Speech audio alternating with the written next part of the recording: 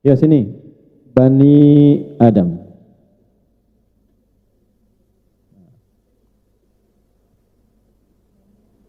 Bani Adam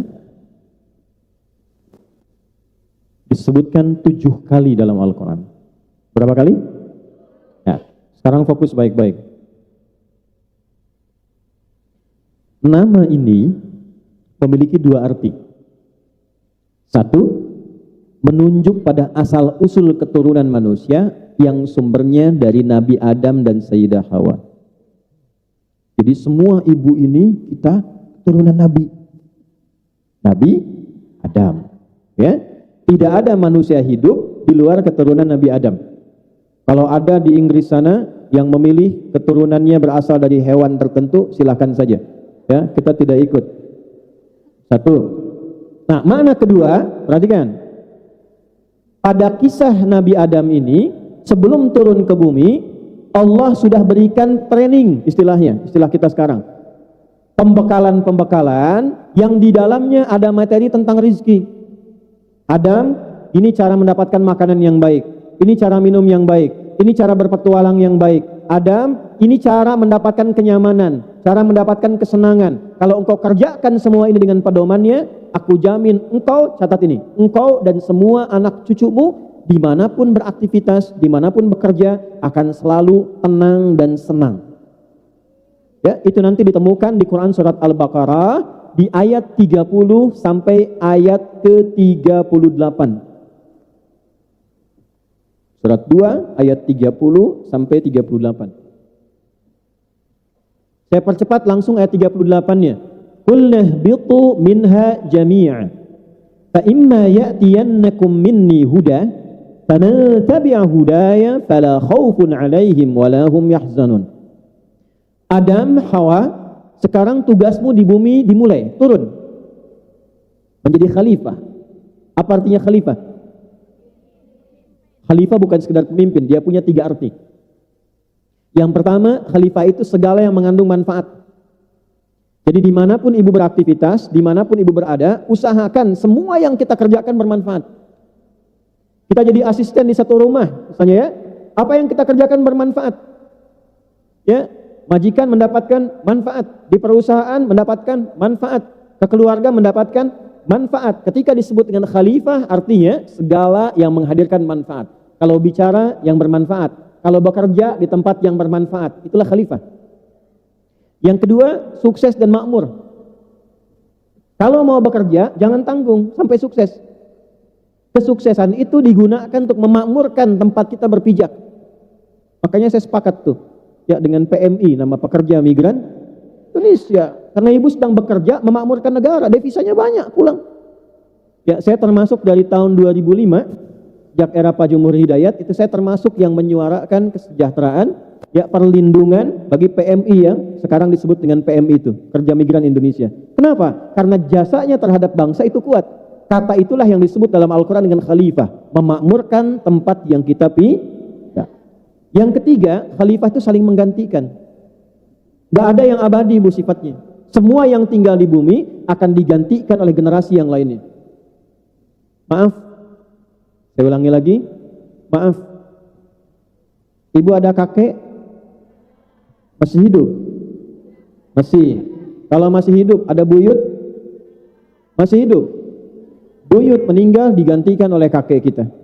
Kakek tidak ada digantikan oleh ayah ibu kita. Ayah ibu tidak ada digantikan oleh kita. Kita tidak ada digantikan oleh anak keturunan kita. Demikian saling menggantikan. Di negara pun begitu. Orang-orang yang senior digantikan oleh yang muda-muda kemudian hari. Maksud saya apa? Kenapa disebut khalifah? Walaupun ibu kerja jauh, jangan sampai lalai dalam perhatian pada keluarga, karena nanti yang menggantikan ibu itu anak-anak ibu juga. Yang menggantikan ayahnya, anak-anaknya juga.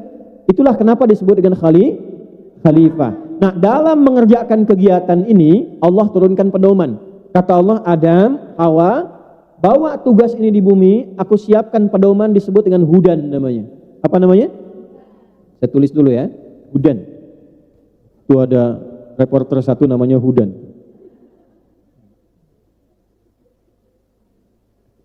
Gak usah nengok sudah bu, sudah punya istri, anaknya 2. Sini. Sudah. Hudan itu nama umum. Nanti setiap umatnya diberikan nama khusus untuk membedakan umat satu dengan yang lain. Misal, ibu kenal Nabi Musa. Nabi Musa diberikan hudan. Nama kitabnya namanya misal di Quran surah ke-17 ayat kedua. Ya, perhatikan kalimatnya. Wa ataina Musal kitaba. Nabi Musa diberikan kitab. Namanya Taurat. Wa ja'alnahu hudal li bani Israil. Taurat ini petunjuk hidup khusus untuk Bani Israel di masa itu. Jadi kalau Bani Israel mengerjakan petunjuk ini, hidupnya tenang dan senang. Nabi Isa diberikan apa? Injil. Injil itu fungsinya hudan, fihi hudan. Cek di Al-Maidah dari ayat 45 sampai 47. Nabi Muhammad diberikan apa? Al-Quran itu fungsinya hudan. Ada di Al-Baqarah ayat 185. Syahrul Ramadan alladzi unzila fihi al-Quran hudallin nas. Nah, di Al-Quran itu semua isinya disebut hudan. Apa itu hudan? Pedoman hidup. Karena sifatnya hidup, dalam hidup kita butuh rizki, maka di Quran pun ada pedoman cara mendapatkan rizki. Yang kalau kita ikuti itu, janji Allahnya, fala khaufun alaihim walahum yahzanun. Akan dipastikan dimanapun dia hidup dan beraktivitas. Ibu mau ke Hong Kong, mau ke tempat lain, mau kemana pun, Allah jamin. Dimanapun dia berada, la khauf, tidak akan pernah gelisah. Apa lawan gelisah? Tenang. Walahum yahzanun, tidak akan pernah sedih. Apa lawan sedih? Senang. Jadi bekerja apapun akan senang sepanjang mengikuti pedomannya. Dimanapun akan senang. Jadi kalau mau ibu ada di sini, ada di sana, di tempat lain, kesenangan itu ada. Di sini, di sana, di mana-mana. Ya, bukan hanya hatiku, pekerjaanku, kehidupanku, keluargaku hadir di dalamnya. Nah, sekarang kenapa disebutkan 7 kali Bani Adam dan terkait dengan pedoman berkehidupan termasuk mencari rezeki? Saya tanya, ini bukan ilmu otak-atik ya. Perhatikan kalimatnya. Ini ilmu Quran khusus ini. Kita itu beraktivitas, hidup, bekerja, berkehidupan dalam sepekan berapa hari? Seminggu berapa hari? Disebutkan 7 kali dalam Al-Quran. Kalau pedoman ini digunakan setiap kali ibu beraktivitas, bekerja 7 hari dalam sepekan, termasuk istirahatnya, kerjanya dan sebagainya, pastikan dalam keadaan apapun Allah jamin senang dan tenang. Ini rahasianya. Kenapa yang disebutkan ini bukan yang lain. Nah, sekarang masuk ke bab rizkinya. Kalau sudah paham ini, masuk ke bab rizkinya. Wa razaqnahum binat thayyibat. Ketentuan yang pertama. Kalau ingin mencari rizki, walaupun di tempat yang jauh dari tempat kita terlahir, tumbuh dan berkembang, singkatnya sampai ke Hong Kong ini misalnya, pastikan kaidah yang pertama, cari pekerjaan yang baik.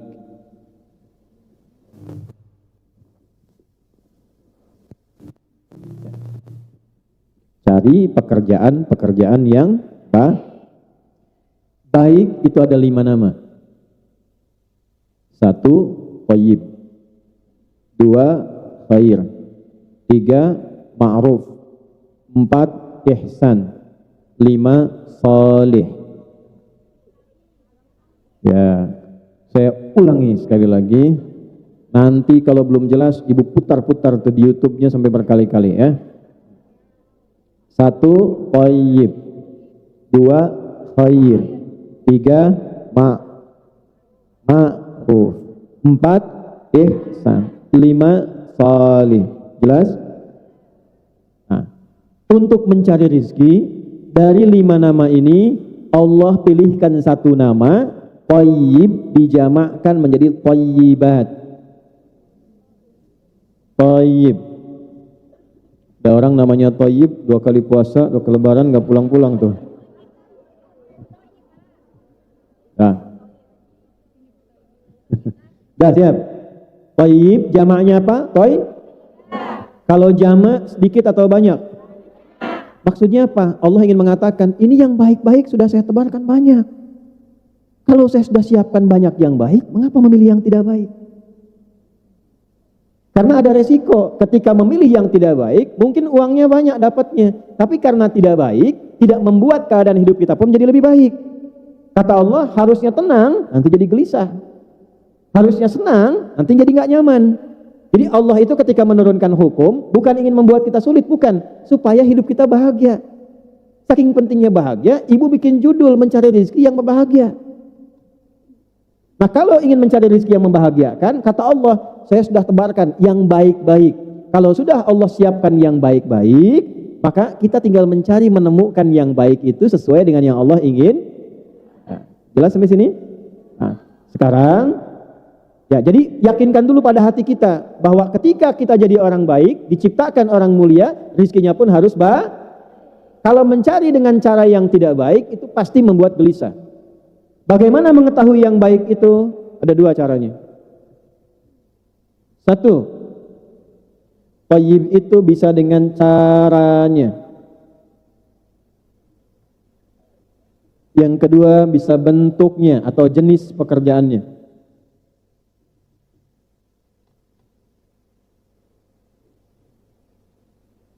Keduanya punya hukum, satu hukum. Dipasangkan kata thayyib dengan satu hukum mencakup dua arti. Tadi ibu sudah tulis ayatnya, ditemukan di Quran surat kedua Al-Baqarah di ayat 168. Pakai nas lagi. Ya ayyuhan nasu kulu mimma fil ardi halalan. Nah, baik cara ataupun jenisnya dipasangkan kata thayyib dengan kata halal. Ya ayyuhan nasu, hai semua manusia tanpa kecuali. Kalau ada kata nas dipasangkan nanti dengan kata rizki, nas itu artinya umum. Tadi sudah saya bahas di awal kan? Jadi kenapa saya awalkan? Karena pembahasan itu akan selalu mengingat bahasan-bahasan yang di awal tadi. Kata nas kalau dipasangkan dengan rizki artinya tidak ada batas dalam pencarian tempat. Tadi masih ingat Quran surah 49 ayat 13? Ya ayyuhan nasu inna khalaqnakum min dzakarin wa untha wa ja'alnakum syu'uban wa qabaila. Jadi kalau ibu mau cari sampai ke Hong Kong, bagaimana hukumnya? Boleh tidak? Boleh. Karena mencari rezeki itu Allah sebutkan kalimat pertamanya dengan kata nas. Artinya enggak ada batas. Ibu tinggal di Sukabumi misalnya, ya, hubud dunya. Sukabumi itu bahasa Arabnya hubud dunya. Suka hubun bumi dunya. Sukabumi hubud. Enggak ada di Sukabumi yang cocok, silahkan ke Jakarta. Enggak ada yang cocok di Jakarta, silahkan ke Sumatera. Enggak ada yang cocok di Sumatera, silahkan ke Kalimantan. Enggak ada yang cocok di Kalimantan, silahkan ke Papua. Tidak ada yang cocok di Papua, ibu nyebrang ke Malaysia. Enggak cocok sampai ke Hong Kong. Hong Kong cocok, ambil. Kenapa? Karena dalilnya ya ayuhan. Nah, kalau ibu ditanya, ibu kenapa mencari rezeki sampai ke Hong Kong? Ya ayuhan nas. Jelas? Nah, cocok boleh, tapi tidak boleh dicocok-cocok kan. Karena itu muncul kaidah selanjutnya.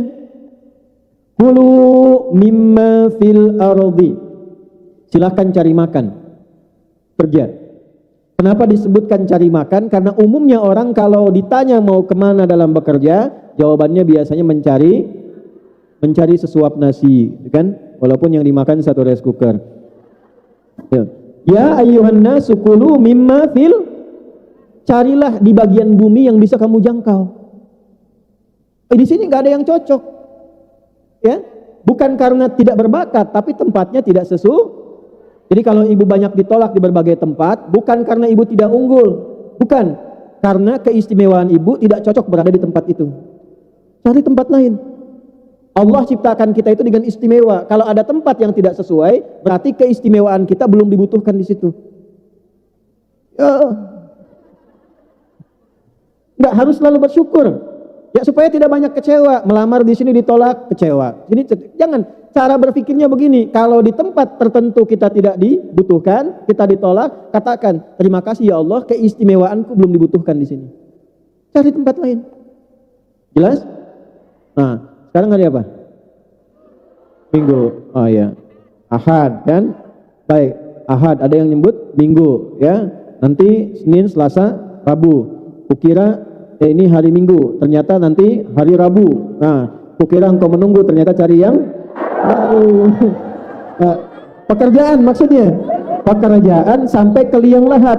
kalau Anda menunggu pekerjaan yang tidak cocok, selalu cari yang baru sampai ke liang lah. Itu maksudnya. Aduh. Nah, sini. Jadi kalau nanti ada yang tanya Ustadz, Ibu kenapa sampai ke Hong Kong? Ibu jawab, ya ayyuhan kulu mimma fil ardi. Baik, belum selesai. Halalan. Kalau ingin dapat yang thayyib tadi, yang sudah Allah tebarkan, kaidah yang pertama, temukan yang thayyib itu prinsipnya dengan yang Untuk menemukan halal ini didapatkan dengan dua hal. Satu, lihat cara mencarinya. Apa lawan halal? Jangan sampai mencari rezeki dengan cara yang sepanjang yang haram dihindari, pasti dapatnya thayyib. Mencuri halal tidak. Berarti harta yang dihasilkan dari pencurian sifatnya tidak thayyib. Pasti gelisah. Kalau thayyib pasti senang, pasti tenang. Makanya tidak ada pencuri yang tenang. Gelisah. Nah, koruptor juga nggak tenang, Bu.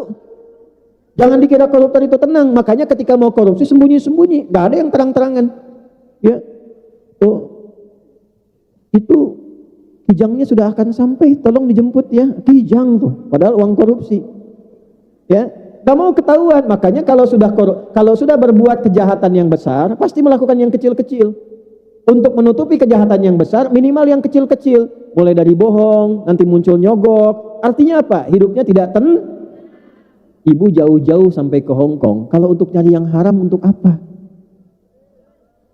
Jelas? Jadi saya tidak ingin dengar lagi ada kasus di Hong Kong pencurian misalnya. Ya? Penjamretan.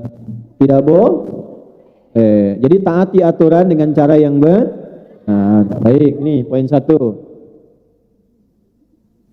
Cara itu ada 2. Cara yang dibenarkan oleh hukum positif pemerintah setempat, cara yang dibenarkan oleh dan biasanya agama tidak mungkin bertentangan dengan hukum positif kecuali pada hal-hal yang memang spesifik menguji iman.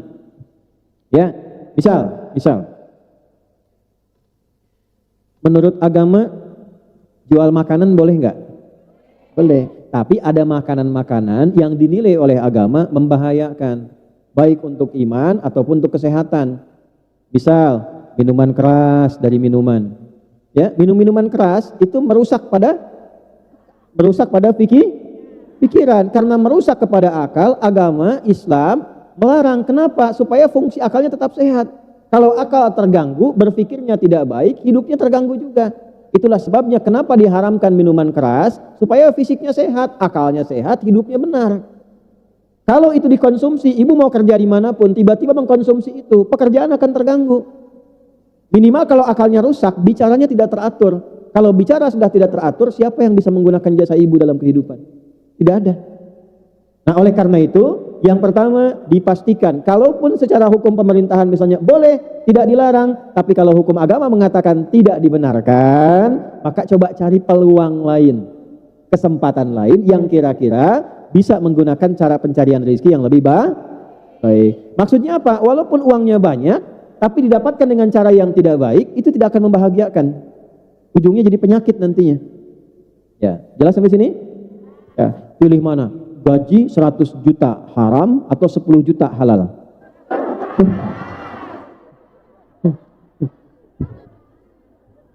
Selalu aja. Aduh, ibu. Ya, makanya sama perempuan jangan hitung-hitungan rezeki. Di rumah juga begitu. Harta saya, harta suami, udah balik lagi. Sallu ala Nabi. Sampai mana tadi? Baik ya. Ya. Jadi berupaya, satu, caranya selalu mencari dengan cara yang Itulah sebabnya kenapa banyak kasus-kasus mencari rezeki di zaman Nabi itu dikoreksi, diperbaiki caranya langsung oleh Al-Quran. Ada yang mencuri, ada dulu satu kampung itu isinya pencuri semua. Zaman jahiliyah, sekampung pencuri semua. Kampung pencuri, namanya Gifar. yang berasal dari Ghifar ini disebut Al-Ghifari. Ya, jadi kalau ada yang namanya Al-Ghifari, kampung pencuri itu. Dulu. Sebelum Islam. Nama pimpinannya namanya Jundub bin Junadah. Ya, nanti setelah masuk Islam berubah nama menjadi Abu Dzar Al-Ghifari. Itu kunyahnya Abu Dzar Perhatikan ya. Tidak ada yang lewat ke situ kecuali harus setor. Kalau tidak habis semua. Tapi setelah masuk Islam, ditinggalkan pekerjaan itu, berubah pekerjaan itu, tiba-tiba ibu tahu apa yang terjadi? Rizkinya mengalir banyak, hidupnya tenang, jadi dai, pensiun jadi preman, jadi ustadz, sekampung masuk Islam banyak, tiba-tiba berubah tempat itu, desa itu, dari desa tukang begal, desa pencuri, berubah jadi desa yang baik, desa yang menginspirasi, desa orang-orang soleh. Saking bangganya dengan nama itu, maka ingin banyak disebut orang dengan nama Al-Ghifari. Asalnya desa preman. Jadi kalau ada film preman pensiun, nah itu dulu sudah ada. Ya, namanya Abu Dzar Al-Ghifari. Nah, pokoknya meninggalkan yang haram untuk mengejar kepada yang halal, itu pasti Allah ganti. Ya, dirubah ketidakbaikannya, dirubah hal-hal yang tidak menyenangkannya, dirubah. Pertama kali diberikan oleh Allah itu ketenangan. Jadi kalau Allah menginginkan ibu berubah, ya, yang pertama dikasih bukan dunia, Bu, terlalu kecil. Saya ulangi ya, yang pertama Allah kasih pasti bukan dunia. Misal nih, ada pekerjaan yang nggak tepat, ibu pengen cari yang lebih baik. Itu yang Allah berikan pertama kali, bukan gaji yang banyak dulu, bukan uang yang banyak, tapi yang pertama Allah kasih ketenangan dulu pada hati. Itu yang mahal. Nanti kalau hati sudah tenang, sudah bisa megang uang yang halal, sudah bisa menggunakan yang sedikit tapi berkah, Allah tambah tanpa batasan. Abdurrahman bin Auf sebelum masuk Islam kaya, tapi kayanya dari hasil yang tidak baik.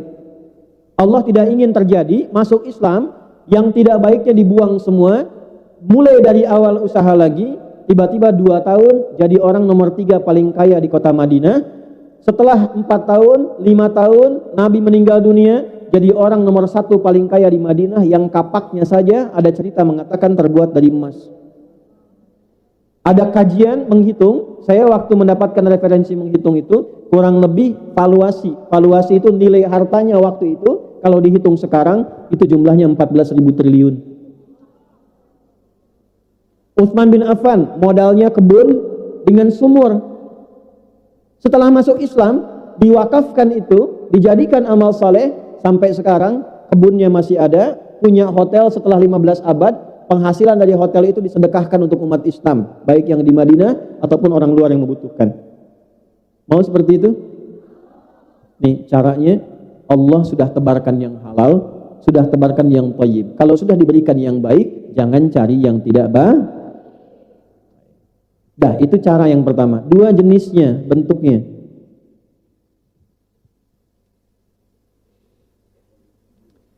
Pekerjaan apapun yang halal, yang bisa menjaga kehormatan fisik kita, akal kita, dan iman kita, itu boleh. Pekerjaan apapun yang halal, yang bisa menjaga fisik kita. Ibu kalau kerja, fisiknya ini, maaf sekali, saya ulangi lagi ya, maaf sekali, fisiknya ini tidak terlukai, tidak terganggu, tidak ada resiko tersakiti, tidak tersiksa. Itu syarat pertama, boleh. Walaupun gajinya 1 miliar, tapi resikonya misalnya nyawa, tidak ada ketenangan, tidak ada kenyamanan dan sebagainya, itu dipandang kurang baik dalam agama. Boleh jadi apapun, yang penting tertata. Oh, saya mau jadi asisten di satu rumah tangga, boleh, lihat jam kerjanya. Apakah menyiksa kepada tubuh? Tidak. Lihat majikannya, perilakunya bagaimana, bisa merendahkan martabat? Tidak. Kalaupun gaji yang ditawarkan besar, tapi kehilangan martabat, kehilangan waktu istirahat yang panjang, kehilangan ketenangan, jangan dipertaruhkan.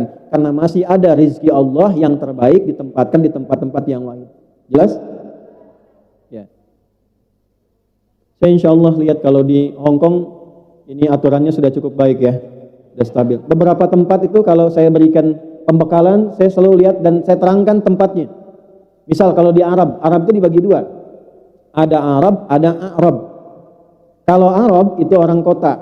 Kalau A'rab itu orang pegunungan, orang daerah padang pasir. Beda karakternya. Kalau Arab di kota karena terdidik, itu kalimat-kalimatnya baik, perhatiannya baik. Tapi kalau daerah padang pasir, asyaddu nifaqa wa kufra. Ya, asyaddu kufra wa nifaqa. Karakternya keras, keinginannya tinggi.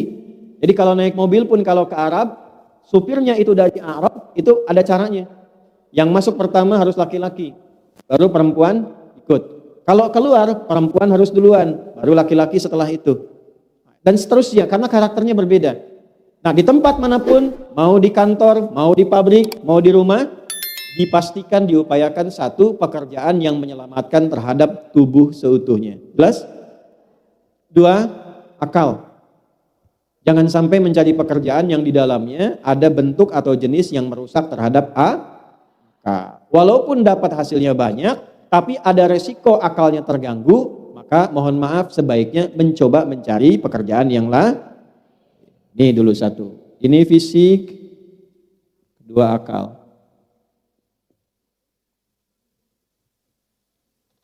Kerja di tempat minuman tapi harus ikut nyobain dulu misalnya. Nah, itu kan tempat-tempat tertentu. Tiga, iman. Apa? Ditawari gaji tapi harus meninggalkan Islam misalnya. Bekerja gajinya banyak tapi nggak bisa sholat misalnya. Nah ya, halo? Ada yang begitu? Pilih mana? Nggak ada pilihan ketiga, awas nih. Karena ini ujian iman, jawab yang betul. Pilih mana? 6.000 dolar Hong Kong tapi bisa sholat 5 waktu, atau 60.000 dolar Hong Kong tapi nggak bisa sholat sama sekali. Kalau 60.000 milih itu nggak sholat, wah saya langsung selesai. Nggak ada yang bayar juga ya. Sudah lihat sini. Kenapa saya sampaikan ini? Karena akan ada tiba satu masa, satu waktu, orang sudah silau dengan dunia, tak peduli dengan iman. Itu bahaya. Di satu tempat di Indonesia itu pernah ada pengaduan, hanya untuk kerja jaga toko, dapatnya tidak seberapa, tapi dilarang menunaikan sholat.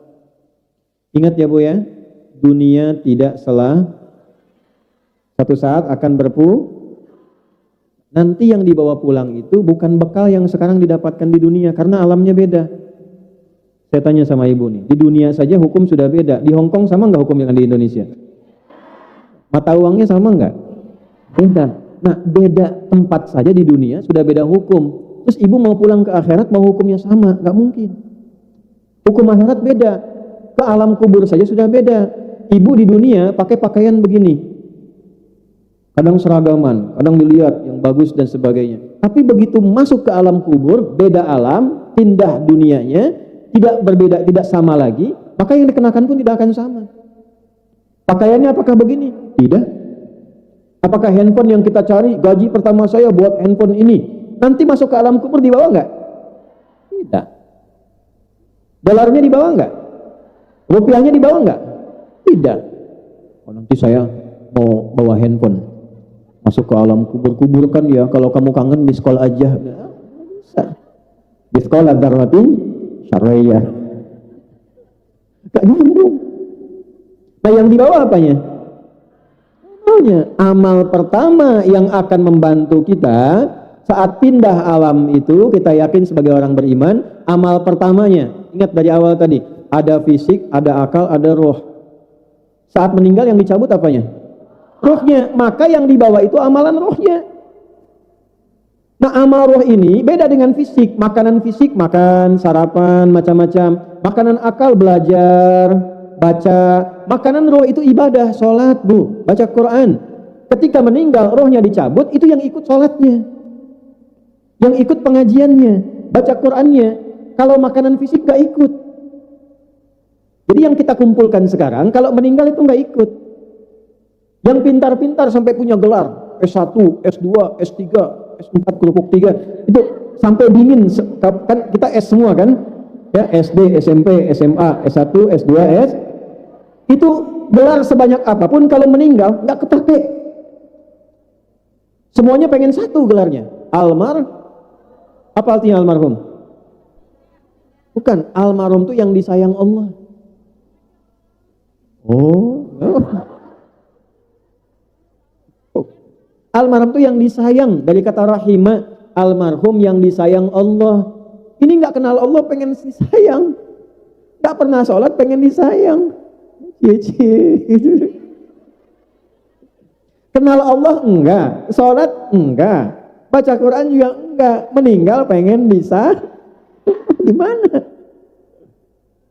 Ibu mungkin nggak sayang suami orang? Tidak, karena ibu nggak kenal. Ya. Ini nggak kenal Allah pengen jadi gelar itu akan hilang. Ini pakaian yang dibawa tidak akan dikenakan. Nah, karena rohnya yang dicabut, maka amalan roh yang dibawa. Ibu mau dapat gaji besar, majikannya perhatian, gajinya enak, hidupnya tenang. Kalau meninggal nggak pernah sholat, nggak akan nyaman di alam kubur. Ini saya kasih tahu sebelum masuk. Kalau udah masuk nggak bisa keluar. Allah yang maha tahu menginfokan banyak orang di dalam pengen keluar. Karena banyak saat di luar itu mengerjakan amalan tidak siap untuk masuk. Mereka mengatakan, fa asaddaqa wa akum minas sholihin. Ya Allah, sebentar aja. Sebentar, kalau diberikan 1 detik pun saya istighfar. Kalau diberikan 1 menit saya sholat. Kalau diberikan 10 menit saya ngaji, ya Allah. Itu mereka mengatakan, sebentar aja. Laula akhartani ila ajalin qarib. Ya Allah, sebentar, kasih diskon sedikit aja. Kalau bisa saya keluar, saya istighfar. Nah, kita mumpung masih di luar, belum kalau sudah masuk tidak bisa keluar. Nah, pertanyaannya sebelum masuk bekal apa yang dibawa masuk? Karena setiap pindah tempat mesti ada bekal. Ibu mungkin gak datang ke Hong Kong kalau gak bawa bekal. Tidak, kan gak bisa jalan kaki ke sini. Dari Sumenep ke sini jalan, nggak mungkin, pakai pesawat dulu, ke Cengkareng dulu, ya, dari Cimahi gitu juga, dari Kudus gitu juga, dari Kalimantan pakai pesawat dulu, mesti ada bekal, nabung dulu, betul? Sekarang mau masuk kubur, nggak ada bekal, susah masuk. Gimana? Man rabbuka, kata malaikat, buka ada abis mata terang ya, dipukul di palu tuh. Dikasih hidup 70 tahun gak kenal Allah. Ada anak 3 tahun sudah bisa menyebut Allah. Allah, ya Allah, ya Allah. 3 tahun mau disuntik, astagfirullah katanya tuh. Ada orang 30 tahun dikasih hidup gak bisa nyebut nama Allah. Ibu jauh-jauh ke Hong Kong, kalau sudah dikirim sampai ke Hong Kong belum kenal Allah, kemana lagi mesti dikirim?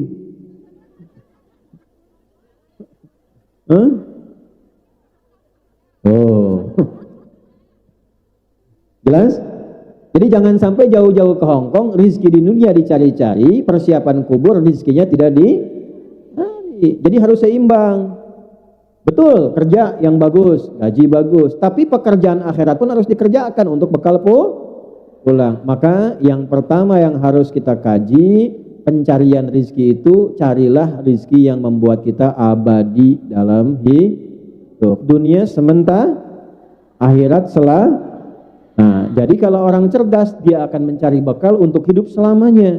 Kalau di dunia, maaf ya, kaya sementara, kalau meninggal hilang kayanya.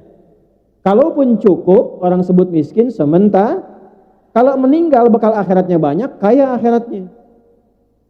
Jadi bekal yang pertama, 1, untuk mencari rizki yang halal tadi, maka dibagilah kepada 2 bagian, cara dan bentuk.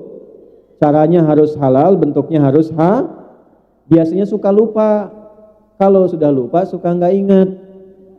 Ya, ini mohon maaf nih. Mohon maaf. Yang kita butuhkan untuk tubuh, untuk akal, untuk roh. Biasanya banyak orang mencari rezeki untuk tubuhnya saja. Untuk rohnya tidak dilakukan. Ini yang membuat gelisah dalam hidup. Maka pengajian ini berfungsi mengingatkan lagi supaya ada keseimbangan. Sampai ke Hong Kong kerjanya bagus, sholatnya juga kalau bisa nanti berinisiatif ya, inisiasi. Ini kurang lebih warga kita ada berapa di Hong Kong? Ya itu paling gampang, banyak gitu ya. Banyak. Orang Islamnya banyak gitu ya. Nah, minimal punya cita-cita nanti misalnya ke depan pengen punya masjid ya, insyaallah yang dibuat insyaallah atau ditetapkan diinisiasi oleh orang orang-orang Islam yang ada di sini dari Indonesia. Nanti kalau sudah jadi berbagi dengan yang lain-lain. Alhamdulillah. Siap? Diniatkan dari sekarang. Diniatkan supaya kalau niat itu dicatat amalannya. Ya, jelas? Nah, sekarang kita masuk ke bagian yang kedua. Amalan-amalan yang memudahkan mendapat rezeki sekaligus membahagiakan dalam mendapatinya. Yuk kita catat amalnya satu-satu ya. Masih ada waktu?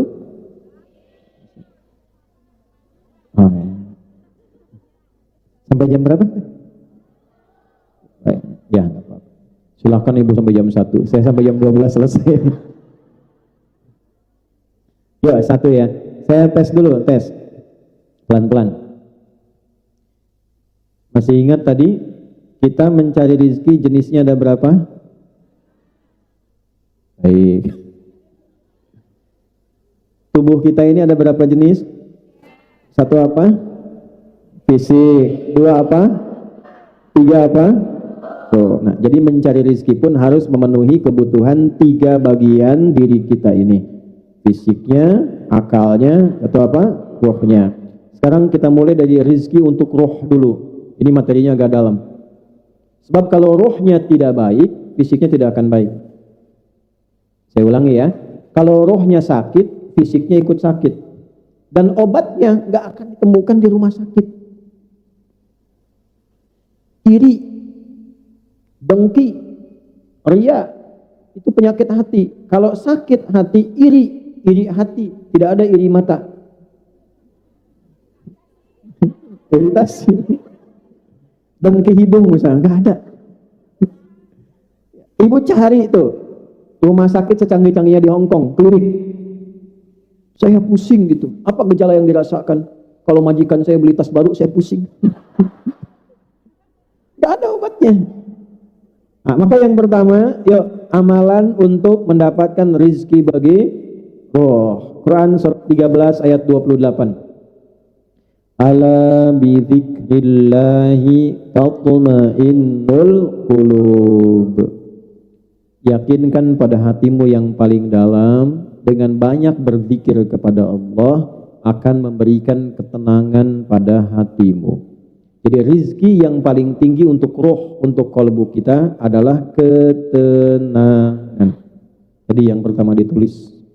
Rizki pertama untuk kebutuhan kolbu, yaitu ini langsung Allah yang sampaikan. Ini intinya. Ala wa inna fil jasadi mudghatan idza salaha salahal jasadu kulluhu wa idza fasadat fasadal jasadu kulluhu ala wa hiyal qalb. Ada inti kehidupan manusia, kalau itu tenang, yang lain baik semua. Kalau ini enggak tenang, rusak kolbunya, maka semua tubuhnya pun akan rusak. Di sini intinya. Nah, amalan untuk ketenangan kolbu itu hanya satu. Karena yang menguasai kolbu itu Allah, yang mencipta Allah, di dalamnya ada roh yang punya Allah, yang tahu siapa? Allah. Kata Allah, amalan kolbu itu adalah ini.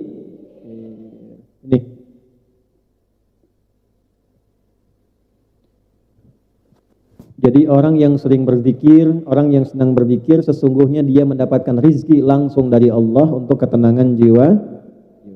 Baik, pelan-pelan. Jadi kalau ibu sedang gelisah, bekerja sedang ada masalah, hati tidak tenang, obatnya sudah ada ini rizkinya. Bukan bikin status.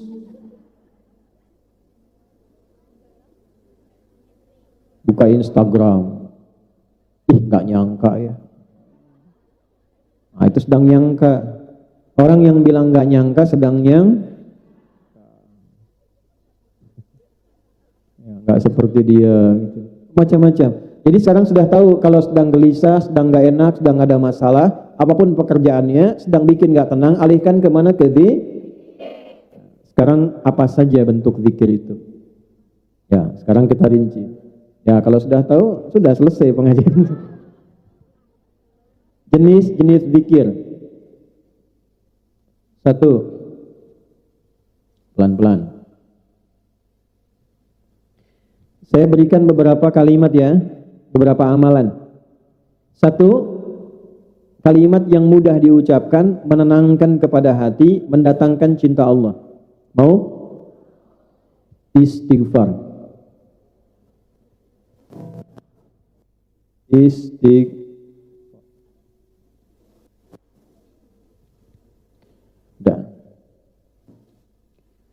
Waktunya ada 3.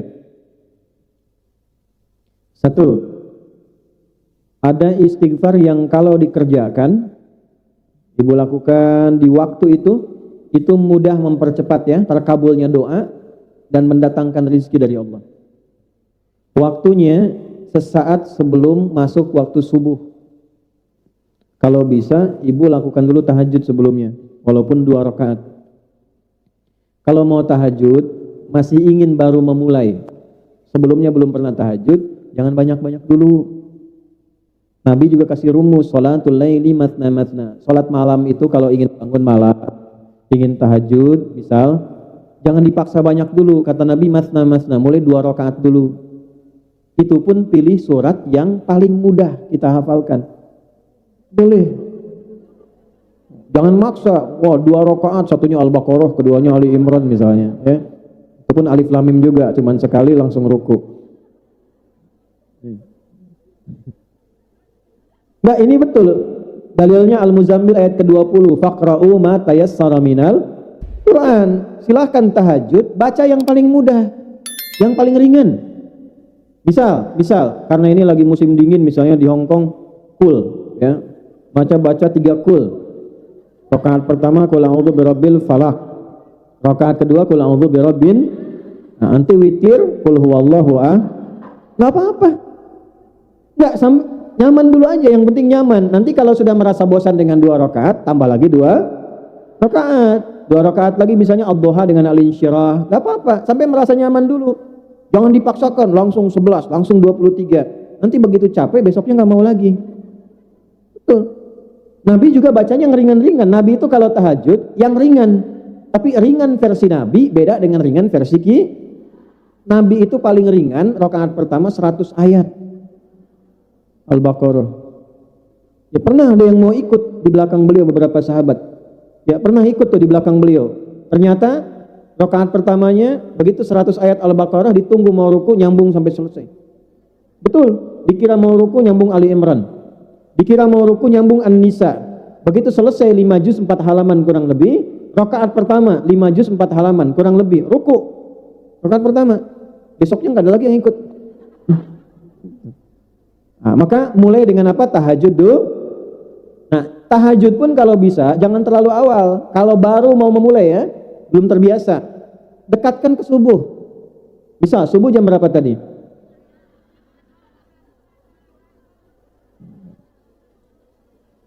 Sudah nggak usah musyawarah, sudah ya. Terjadi perbedaan pendapat di sini tentang waktu sholat subuh. Karena ini bukan berasal dari daerah yang sama mungkin kan. Nah, intinya ya 5:30 kurang lah gitu ya. Ya, iqamatnya kan di sini 6:20 kalau di sini. Ya, kita ambil misalnya 5:30. Ibu bangun misalnya jam 5 kurang seperempat. Ya siap-siap, bersih-bersih, rapi-rapi, jam 5 sholat, 2 rakaat sampai witir. Sampai 5 seperempat, 15 menit sebelum subuh, itu namanya waktu sahar. Saharun. Amalan yang dikerjakan saat sahar namanya sahur. Sebentar, jangan komentar dulu. Ibu like aja, jangan komen. Lihat sini, amalan yang dikerjakan di waktu sahar namanya apa? Kenapa ada makan sahur? Maksudnya kalau makan besok mau puasa, jangan terlalu awal. Dekatkan ke subuh. Dekat, supaya apa? Kalau makannya dekat subuh, energinya makin banyak, makin kuat menjalani puasa. 1. Yang kedua, dekat ke subuh, jadi nggak tiduran dulu. Bisa istirahat sebentar, nggak terlampau ngantuk, langsung bisa sholat. Jelas? Nah ini misalnya subuh 5:30, sahur jam 2. Udah nahan lapar tuh jam 3, 4, 5, 6. Belum subuh sudah 4 jam. Udah lapar. Makanya ada orang baru mau puasa udah lihat buka. Betul nggak? Balik dulu. Nah, amalan yang dikerjakan di waktu sahar namanya apa sah? Nah, ada amalan luar biasa istimewa di waktu sahar ini. Amal itu disebut di Quran surah 51 di ayat ke-18. Ayat 22-nya tentang rizki, ayat 18-nya tentang istighfar. Jamak dari kata sahar namanya ashar. Wabil ashari hum yastaghfirun.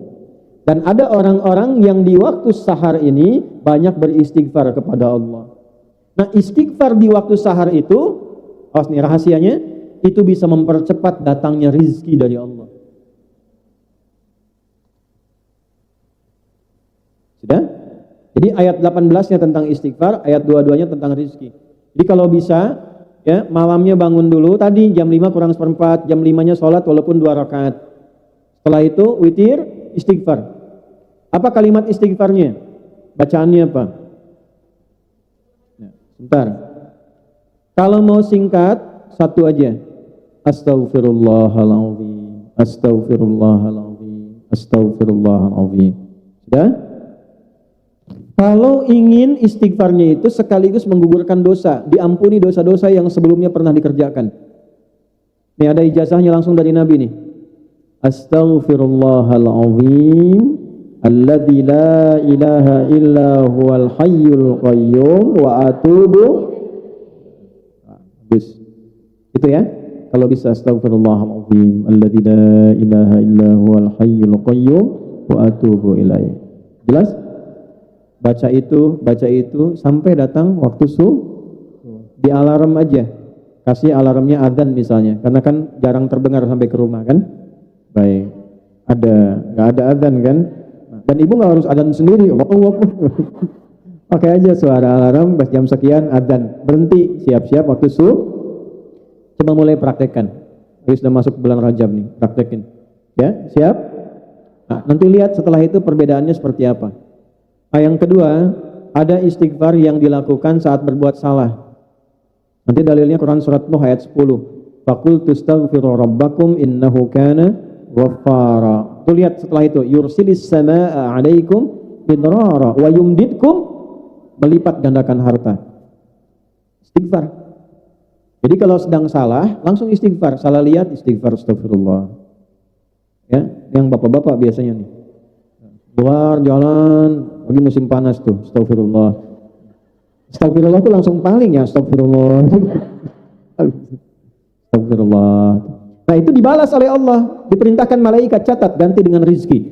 Jadi berpaling dari yang salah diberikan yang soleh, dan ternyata tambahannya ditambahkan rizki oleh Allah. Itu rahasianya tuh. Jadi istighfar, taubat dari kesalahan, taubat dari dosa, itu mendatangkan ampunan sekaligus pemberian rizki. Ya. 1 istighfar menjelang subuh, 2 istighfar saat berbuat sah, 3 istighfar dalam setiap kesempatan. Tidak dibatasi waktu. Misal nunggu ustadz kajian banyak istighfar, astagfirullah, astagfirullah, astagfirullah. Di jalan perjalanan istighfar, astagfirullah, astagfirullah, astagfirullah. Yang ketiga ini yang paling dahsyat.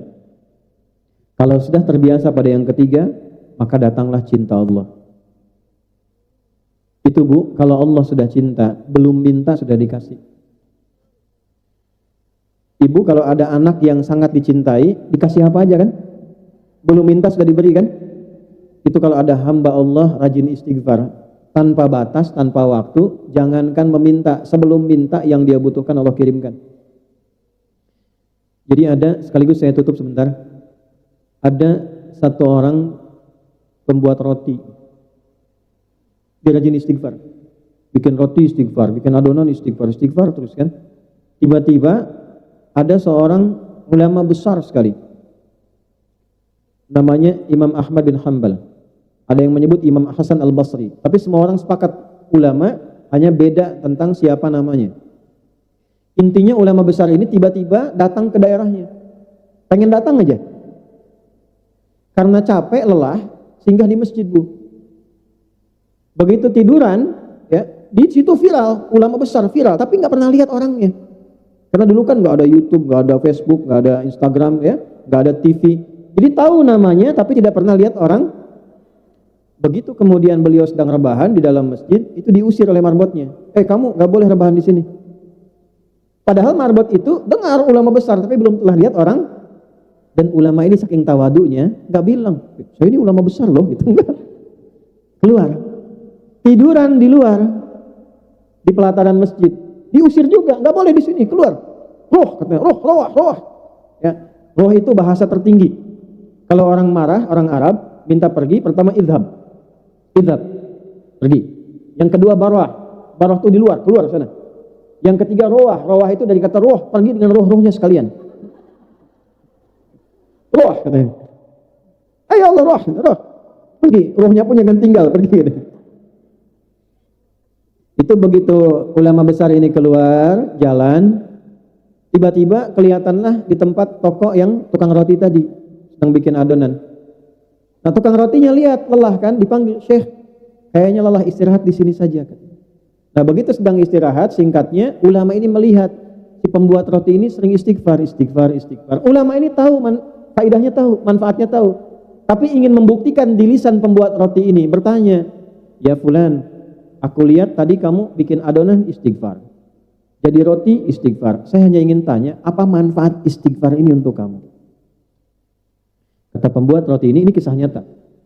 Wallahi demi Allah, tidak pernah saya membiasakan istighfar ini, kecuali Allah selalu mengabulkan doa saya. Tidak pernah satu doa pun ditolak. Kecuali satu yang belum terkabul. Apa itu? Saya selama ini minta kepada Allah, ya Allah, mohon pertemukan saya dengan sosok ulama besar, sebutlah misalnya Imam Ahmad bin Hanbal, sebelum saya meninggal atau beliau wafat. Langsung terperanjat ulama ini, berdiri mengatakan, astagfirullah. Jadi karena istighfar kamu ini, saya tiba-tiba pengen kesini, dikeluarin dari masjid, nggak boleh rebahan di luar masjid, karena istighfar kamu ini. Barulah si tukang roti itu tahu ternyata ulama yang diantarkan ke depannya itu hasil dari Jadi kalau Ustadz Muhaimin jarang-jarang datang, istighfarin tuh. Astagfirullah. Ayo saya diistighfarin. Jelas? Nah, minimal kalaupun belum ada yang kita harapkan, minimal ada hati yang Nah, tuh bentuk zikir yang pertama. 2, Al-Qur'an. Apa yang kedua? Biasakan ngaji ya. Ya. Walaupun sehari satu ayat, nggak apa-apa. Yang penting mushafnya simpan di tempat yang mudah dilihat. Karena mushaf itu mukjizat. Kalau sedang gelisah, lihat mushaf aja ada tenang. Hebatnya ibu buka mushafnya itu bisa ketemu ayat yang sesuai dengan masalah kita. Quran. Walaupun satu ayat kan nggak banyak. Hari ini Nun. Satu ayat. Ya, jelas? Ngaji Al-Qur'an. Jangan sampai hilang ya. Al-Qur'an itu istimewa. Kalau biasa jadi ahli Al-Qur'an, Allah akan khususkan. Dalilnya, ahlul Qur'an, ahlullahi wa khassatuh. Kata Nabi, kalau sudah jadi ahli Al-Qur'an, itu spesial di sisi Allah dan dijadikan VVIP. Ahli Quran itu kemanapun akan disambut. Dijadikan oleh Allah, difirmankan kepada orang di tempat manapun, perlakukan dengan baik. Jaga dengan baik. Ahli Quran. Untuk jadi ahli Quran tidak harus hafal 30 juz. Ahli Quran itu arti sederhananya orang yang dekat dengan Quran. Ibu kalaupun belum hafal nggak apa-apa, tapi tiap hari berusaha satu ayat sampai punya rasa cinta pada Al-Quran. Kalau sudah punya rasa cinta pada Al-Quran, itu akan berbeda. Ibu kalau nggak percaya silahkan mulai dari sekarang. Dekati dulu, baca sedikit-sedikit. Jelas? Baik. Yang ketiga, sholat. Ini puncaknya. Karena dalam sholat ada istighfar, dalam sholat ada Al-Quran, dalam sholat ada tilawah. Ini puncaknya. Sholat. Dalilnya Quran surah 20 di ayat ke-14. Innani anallahu la ilaha illa ana fa'budni wa aqimis salata lidzikri. Tunaikan salat sebagai zikir puncak kepadaku. Salat. Jangan tinggalkan Kalau sedang gelisah tunaikan Ada masalah Jadi kalau nanti di rumah di Indonesia telepon, misalnya anak sakit belum bisa nengok, salat. Hajatnya tumpahkan dalam sholat. Makanya sholat di Quran diisyaratkan dengan hajat. Sholat. Minta sama Allah, ya Allah, Engkau yang menggenggam semua hal. Engkau yang menyembuhkan. Engkau perintahkan aku sholat ya Allah. Engkau perintahkan aku berdoa ya Allah. Sekarang aku mohon padamu yang telah berjanji mengabulkan. Kalau dengan apa yang aku kerjakan belum kau kabulkan, tunjukkan padaku dengan cara apa lagi aku mesti menunaikan ibadah kepadamu. Sholat. Nabi Zakaria belum ada keturunan. Apa yang beliau amalkan? Sholat. Nabi Ibrahim meninggalkan Ismail. Pesannya sholat. Ya, semua sholat. Nabi Musa sholat. Nabi Isa sholat. Jadi semua kalau ada persoalan menunaikan sholat. Ya, jadi tolong jangan tinggalkan apa sholat. Jelas sampai sini? Baik. Yang terakhir sebagai bonus, perbanyak sholawat. Ya. Saya lihat Masya Allah ya, Masya Allah ini ahli sholawat terlihat ya. Kita masuk tadi sholawat sampai ada rasa cinta pada Nabi. Ya, kalau sudah ada rasa cinta pada Nabi, biasa sholawat, nanti Allah balas minimal 10 kali lipat. Ya, kata Nabi gini, man shalla alayya sholatan wahidah, sallallahu alaihi asyru sholawat. Siapa yang biasa sholawat padaku, walaupun cuma sekali, Allah akan perintahkan pada malaikat balas 10 kali lipat. Nah ini rizki yang pertama. Jadi kalau sudah bisa sholat, berarti masih dapat rizki. Orang yang walaupun gajinya besar, kerjanya enak, tapi dia tidak sholat, sejatinya dia belum mendapatkan rizki dari Allah. Minimal untuk kebutuhan rohnya. Bisa sholawat, istimewa. Bisa baca Quran, istimewa. Bisa istighfar, luar biasa. Jadi ini bagian pertama, mencari rizki di tempat yang jauh dan membahagiakan. Intinya satu. Sudah capek?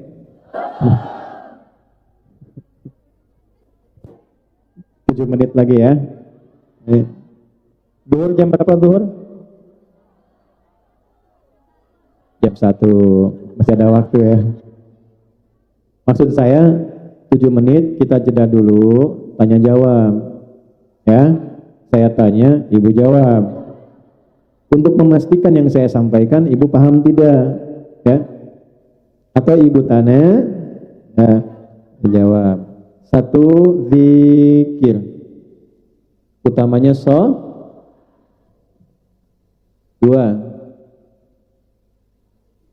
sudah mencari rizki untuk akal. Ini harus berfungsi. Ini agak dalam Bu ilmunya ya. Kalau akalnya bekerja, nanti fisiknya mudah tugasnya. Dimanapun ibu bekerja. Kalau ilmunya nambah, nanti kerja fisiknya ringan. Apa amalan untuk rizkinya akal? Yang pertama, rajin baca. Ya, rajin baca. Apa saja yang bermanfaat? Tugas ibu apa misalnya? Oh saya di rumah nih tugasnya sebagai asisten. Ada nggak sahabat-sahabat Nabi yang pernah jadi asisten? Ada. Siapa contohnya? Ya, coba angkat tangan. Siapa? Sahabat Nabi yang pernah jadi asisten. Bilal. Siapa lagi? Ali bin Thalib. Siapa lagi? Terus Anas. Coba angkat tangan. Sudah. Ini serius nih. Dapat hadiah nih. Udah waktu habis deh. Pendek sekali nih. Baru mau nyebut umur waktunya habis. Nih, saya kasih satu aja. Asisten Nabi itu ada yang anak-anak remaja ada yang dewasa ada. Di antara yang dewasa itu ada yang namanya Anas bin Malik. Itu dari remaja sampai dewasa, kurang lebih 20 tahun asisten Nabi. Tahu nggak apa yang terjadi? Anas ini punya ibu namanya Malikah. Pelan-pelan ya. Ibunya siapa namanya? Single parent.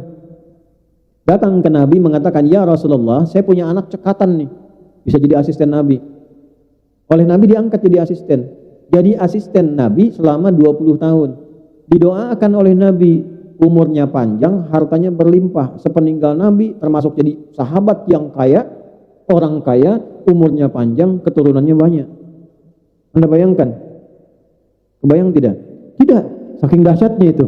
Ya, tugas asisten jadi asisten rumah tangganya Nabi selama 20 tahun, sepeninggal Nabi, dia termasuk jadi orang paling kaya, umurnya panjang lewat 100 tahun, keluarganya sejahtera. Nah, apa yang dikerjakan oleh Anas ini? Beliau menghidupkan akalnya, belajar dari keistimewaan Nabi. Jadi kalau ada ibu yang bertugas misal ya, di rumah tertentu, atau di kantor tertentu, di pabrik tertentu, jangan hanya mengerjakan tiap hari begitu, belajar juga. Apa sih profesi dari majikan saya ini? Ya, pelajari kegiatannya, pelajari misalnya ilmunya sedikit-sedikit dengan bertanya. Nggak apa-apa, nanya aja. Sambil mengerjakan apa yang dikerjakan, nanya pelan-pelan. Nanti tanpa disadari, setahun itu punya pengetahuan yang cukup meningkat, bakatnya naik. Sudah paham apa yang harus dikerjakan. Nah, kalau akalnya itu meningkat, biasanya pekerjaan fisiknya jadi berkurang. Atau yang kedua, minimal baca. Ya, baca apa aja, baca supaya pengetahuan meningkat. Apa yang dibaca, yang kita butuhkan. Bisa tinggal nih di Hong Kong, baca peraturan-peraturan di Hong Kong, tempat-tempat di Hong Kong dan sebagainya. Jadi kalau misalnya ada nih koleganya majikan dari luar datang, Anda bisa cerita, ini ada tempat bagus di sini begini. Kalau yang di sini tempatnya begini, aturan di sini begini. Itu ketika pengetahuan kita makin banyak, derajat kita makin meningkat. Ya cukup dengan amin, baca. Yarfa'illahu alladhina amanu minkum walladhina utul ilma. Nah, tambah pengetahuannya, tambah ilmunya. Ibu tinggal misalnya puluhan tahun, belasan tahun, atau bertahun-tahun di Hong Kong, tapi nggak kenal daerah Hong Kong. Kenali dulu. Tak kenal maka ta'aruf. Nah, tidak harus selalu sayang. Nah, ibu kenal suami tetangga kan tidak langsung sayang, itu kan nggak boleh. Ta'aruf, kenali. Ta'aruf itu kenali, ya. Jelas? Di akal itu rizki akal dengan ilmu diraih dengan membaca dan pengalaman. Yang kedua ilmu, tambah belajar. Ya, di masjid ada pengajian, datang belajar, bahas. Jangan tinggi-tinggi bahasnya, fikih sekitar yang dibutuhkan saja. Pekerjaan ibu apa? Kerjasama dengan panitia pengajian, undang ustadz-ustadz menjelaskan yang ibu butuhkan. Jangan bahas tinggi-tinggi. Wah, ini kerja udah jauh-jauh ke sini, pekerjaan bahas tentang kepemimpinan, kejauhan. Misalnya tinggal di minoritas, menjaga waktu sholat, bergaul dengan tetangga yang non-muslim seperti apa yang baik, gitu ya, jelas? Tiga, masuk pada yang fisik nih. Amalannya apa nih yang ilmu? Satu, doanya. Saya coba ajarkan doa dari Al-Quran ya, ini ijazahnya, singkat saja.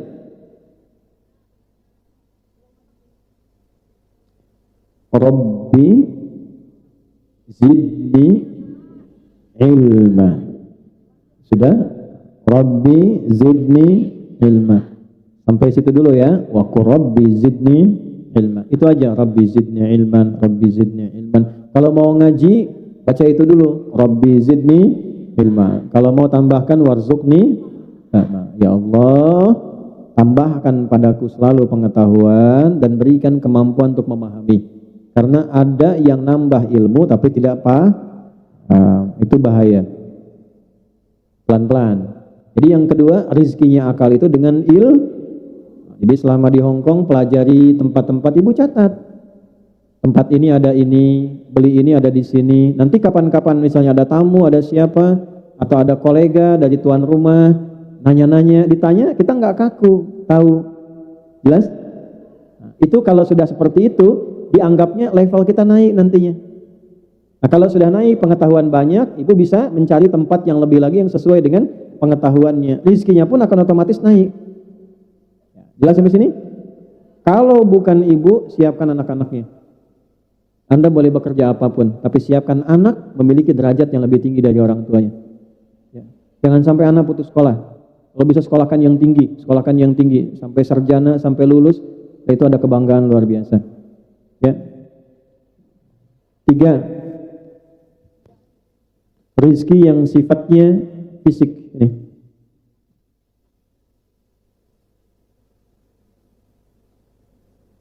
Pelan-pelan. Saya cek dulu untuk memastikan rizkinya roh apa itu? Zikir. Rizkinya akal, ilmu. Tadi sudah ya, amalannya sudah, bacaannya sudah. Rizkinya fisik. Sekarang masuk pada bagian yang ketiga. Segala yang dikonsumsi yang sifatnya halal, yang dimakan, yang diminum, yang dipakai. Segala yang dikonsumsi yang sifatnya yang dimakan, diminum, pakaian, pastikan halal. Bagus, boleh. Tapi bagus punya orang, jangan. Baik ya. Makanan enak, boleh. Enak tapi haram tidak boleh. Dan itu semua kebutuhannya. Jadi kalau akal itu ilmu, ruh itu zikir, kalau fisik itu segala yang dimakan dan dipakai. Caranya bagaimana? Kembali ke tadi, pastikan semua yang kita kerjakan halalan thayyib, halal dan baik.